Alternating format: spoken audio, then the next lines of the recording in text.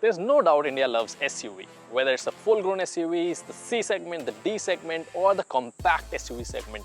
Yes, everybody wants a SUV in India, and Mercedes-Benz India knew it, and that's why they've got the second generation of its baby SUV, the GLA, the compact SUV, the luxury compact SUV. Yes, that's a segment. There are people who want compact cars, compact SUVs, and that's exactly the second generation of GLA serves for India. So what are we waiting for? Let's get started and check out how the GLA second generation is.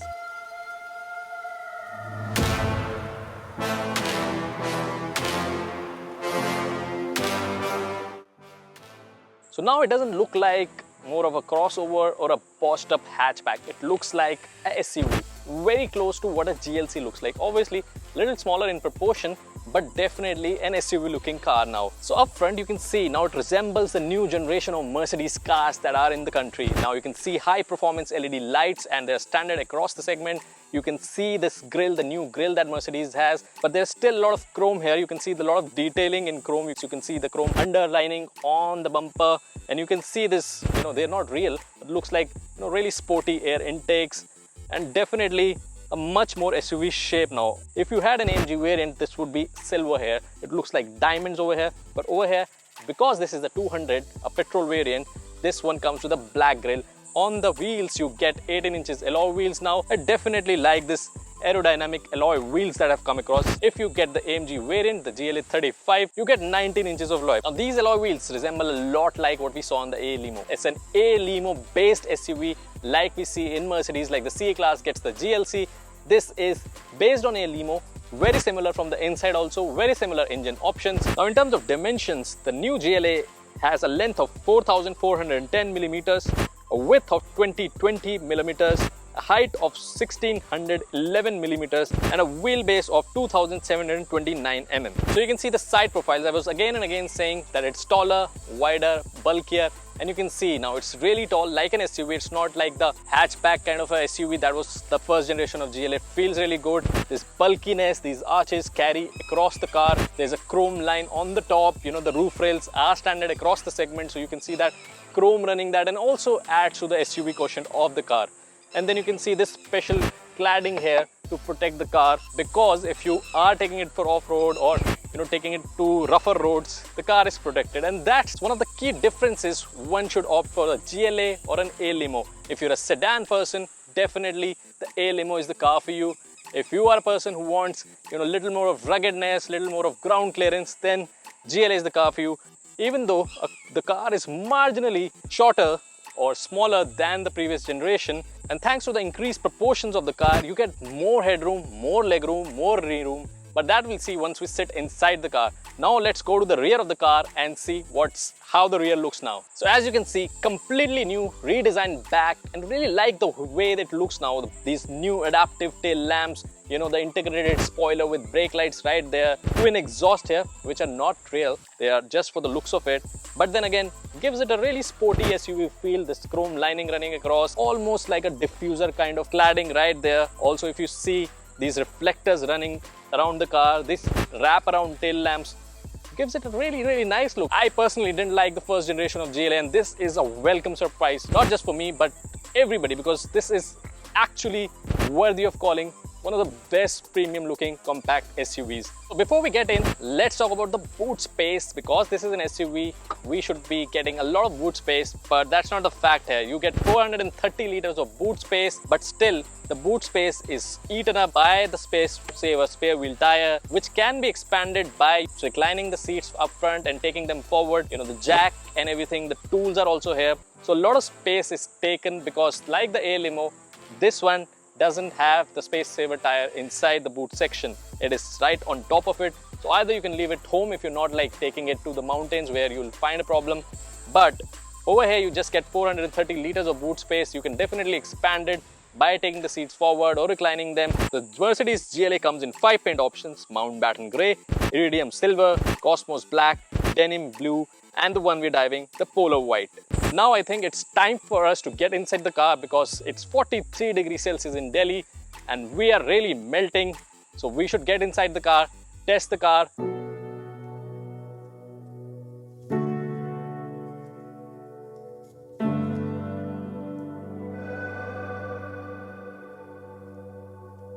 Now, just because this is a baby Mercedes or a baby SUV or a compact SUV or the most entry-level car from Mercedes doesn't mean it lacks any of the features. Truth be told, it has features that some of the bigger cars variants don't even have. See features like memory seats, features like wireless charging, loaded with Type-C ports, this huge 10.25-inch dual screens, the MBUX, Alexa integration, Google Home integration. Interior is beautiful to look at. It's feature rich, it's plush, it has all the elements that you require. It has got this good wood finish, piano blacks, this turbine AC vents, and specifically at night this looks beautiful. We have 64 color options that you can change from. It looks beautiful, surreal. When you're increasing the temperature, all of it goes red.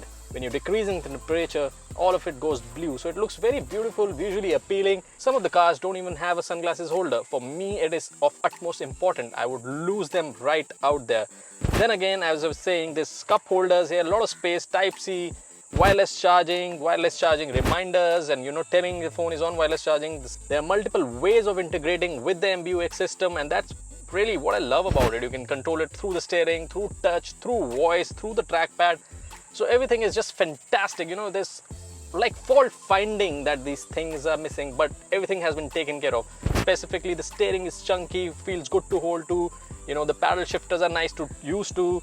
And obviously, because this is the base variant, a lot of things like what you get on an AMG is missing, like a flat bottom or a black interior, or the AMG trim has those metal paddle shifters. Those things are not there. But then again, you have to remember, you get what you pay for. But still, even the base variant, this is the GLA 200, you get a panoramic huge sunroof, this beautiful interiors, and everything that has been really done up notch. Even the armrest has not a lot of space. It's not big because of the size of the car, but still a lot of depth here. I've kept so many things right now inside that you'll be wondering if I start pulling out one by one that so much of stuff can be kept inside the car. There are multiple bottles, multiple phones.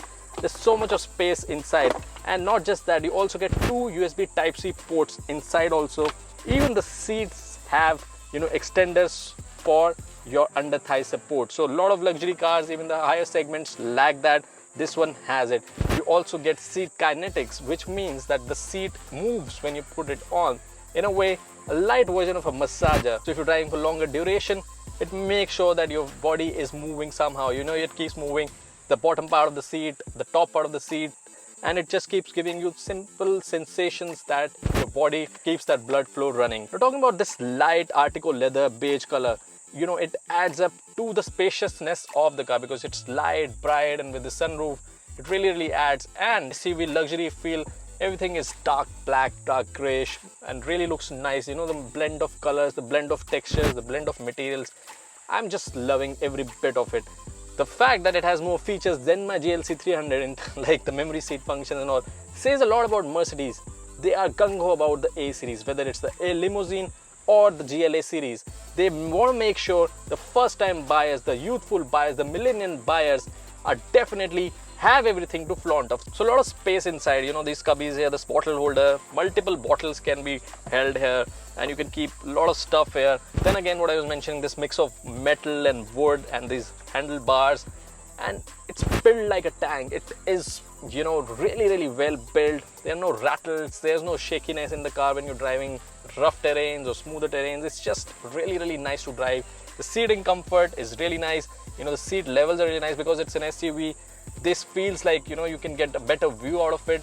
And also I noticed that the seats are on still, so you're on a higher position so that you get that SUV feel. The seats are already higher, you can definitely adjust from here. These metal AC knobs, the switches are really nice, tactile feedback to it, really feels nice to do it. And again, running across over the dynamic selection of the car, these volume rockers, all are very well built. It's a Mercedes, of course, it's very well built, but there are no corner cuts. The support for you to use the trackpad is soft and really nice to keep your arm on, your wrist on, and it rests really well. This shutter that has been made with piano black, obviously it is prone to scratches, but it looks really nice, beautiful. This glove box has a lot of space, again, lights inside, soft plush fabric inside to keep your things not getting scratched. A lot of space and a lot of well done things about the car. But now let's talk about how the comfort is at the back of the car, the rear seats, because obviously it's a compact SUV, but does that make it suffer something, or does it compromise on anything? Let's sit at the back and check it out. So you can see getting in, getting out is easy. There is a lot of space. There is also armrest with cup holders for you, and see the amount of space you get. If a 5'10" person is sitting in front and the seat is reclined, inclined, set to his angle, I mean, obviously you can change it, but definitely there's so much of leg room, knee room available, headroom available. A person who's even 6 feet should not face any problem. This sunroof definitely takes up a bit of space, but then again, still you have a lot of space. It's very airy. The light beige interior adds on to the spaciousness. This thigh support, because this bulging out section in the middle, that gives you good amount of thigh support, and you can see that once you're sitting, really comfortable. Because of the front seats being on stilts, because of their higher position, you can easily put both your feet inside and be comfortable. So a lot of recline angle that you get over here, and that adds to the side support. And then again, your arms are resting at the perfect position and feels nice. Bottle space here, speaker system, AC vents for you, 2 Type-C charging ports, a lot of space to keep stuff. And you can also use this as a phone holder. You can just put your phone here instead of a bottle if you don't want to put the bottle. Now let's check out if there are 3 passenger sittings, how comfortable it is. The center tunnel is not that high, it's still high, but then not very high where you have to sit like this. You can keep your foot on the other sides and sit here. It's a little bit of upright position for to be comfortable for longer journeys, but still I think still a lot of space for 3 people to sit comfortably. There should not be a problem. So there's a lot of space for 3 people, but 2 people are definitely more comfortable. One more thing, you can move these seats up front if you want to add more space to the boot, and if you want to compromise your knee room. But if you need a lot of space in the boot, you can definitely add to it. It's not fixed, so that's a good thing, that you can add more space to the boot if there's nobody sitting at the back. So both these seats can be moved to add more space to the boot. That's a good thing, because no additional boot space. But thankfully they're moving, and you can really add to the space on the boot. All 3 passengers get their own headrests, which are adjustable. Nice there. Again, a lot of space to keep stuff. You can easily keep 2-3 bottles here, but because the seats of the first passengers are on the stilt, there is an obstacle of the view definitely if the seats are up high. So you might feel that you can't see the road up front right from the center. You have to move a bit left or right. So that's one obstruction if the seats are put on a higher position. And as again, the standard ISO fixed seats and a lot of safety features. So that was about the seating comfort, the interior of the car. Now let's get ahead and drive the car, because that's the most important feature. You're buying it to drive it, right? So let's go ahead and start driving the car.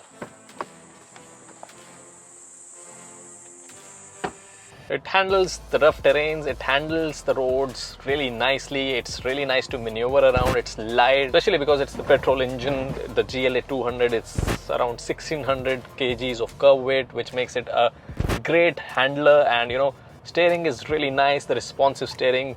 You get a 7 DCT gearbox in this car, which is quick to shift.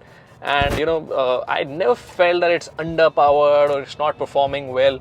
And if you ever feel that you need more power, you can specifically shift to the sports mode, though you'll hear the grunt of the car more and it gets louder, but still you get that performance, the press of a pedal and it just rushes past. So that is there, and it's also a mild hybrid. See that on the meters also, that it's charging. So as soon as you slow down or put the brake pedal down, it just charges the battery at the same. So that really helps, when you have that auto engine cutoff feature on. When you parked at a traffic light, it automatically shuts down the engine and maintains a temperature, and as soon as it feels that you need to the AC is working, it cuts off and starts the engine again. So that really gives you a better mileage on the road. And this is something that Mercedes has been trying to incorporate in every car, so that you get more mileage out of the vehicle, which is nice. So under the hood you get the 1.3 liter petrol engine that is tuned to develop 161 bhp and 250 Newton meters of torque.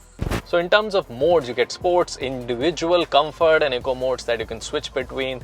I prefer driving on the comfort mode, and I never felt that I really needed more acceleration, but definitely for people who want to really rush through can go to sports mode and even take control of the car with the paddle shifters and do it their own pace. You can shift the gears whenever you want them with the paddle shifters.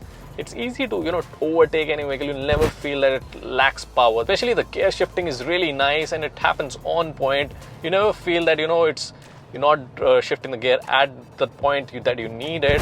And that really impresses me. The handling is nice, handles the bumps really nicely. There's no worry of, scraping the car from the bottom because of the higher ground clearance that you get. So I think that's all about the drive. Now what boils down is what is missing, what could have been better.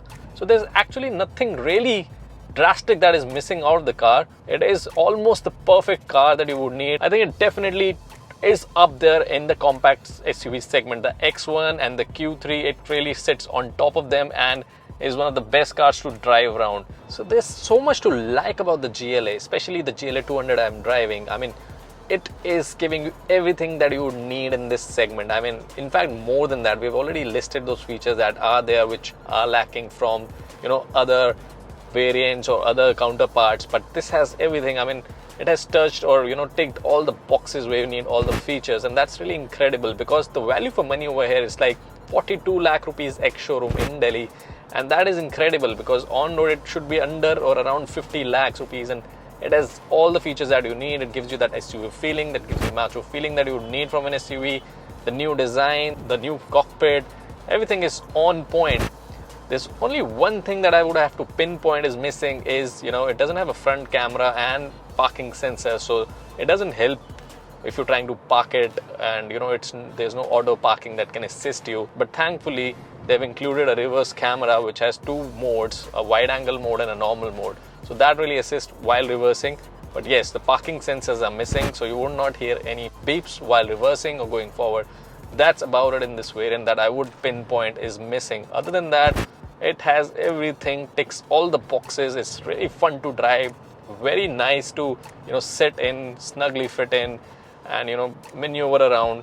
I think it would be a perfect first luxury car for most buyers. You know, if you want to buy the first luxury car, this could be one of the best bets out there. This and the A-Limo, its sibling, are definitely the cars to look out for because Mercedes is throwing in set of features that like really splurging upon, and that's the best part about it. You know, the value proposition, the value for money is incredible for these cars. After all, a badge is a badge, a luxury car is a luxury car. You might get a lot of options in this 40 to 50 lakh segments, which are 7-seater SUVs and whatnot.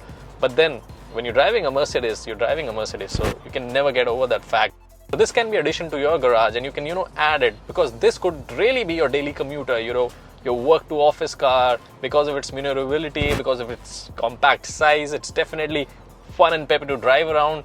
So it's not necessary that you will always take your S-Class or an E-Class out wherever you have to go, especially, you know, in those tight spots and those markets where you don't find parking. This one is one vehicle that you can take around anywhere, park it easily, definitely find a parking space and, you know, maneuver around, get through those tight lanes. So that's what, I mean, even if you have a luxury car, this is a great option. And if not, this could be very well your first luxury car. So that's about it from us today. Thanks for watching the Talk Tech series on the Unbiased blog. If you like the video, please hit the like button, subscribe to our channel. Thanks for watching the Unbiased blog.